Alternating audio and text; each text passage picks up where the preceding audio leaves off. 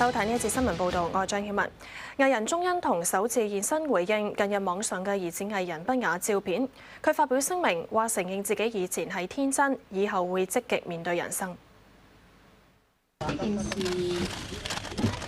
對我同埋對我身邊嘅人都造成咗好大嘅困擾同埋可唔可以大聲啲啊？傷害啦。我承認以前係伸隻手啊！係好天真同埋好傻，但係而家已經長大啦。好多謝公司，多謝屋企人，同埋多謝朋友對我嘅眷顧啦，同埋支持。今次呢件事對於社會大眾嘅影響，我都深感抱歉。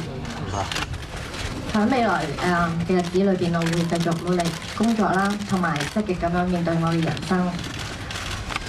多謝傳媒嘅關心，同埋要多謝一班對我不離不棄嘅 fans。多謝。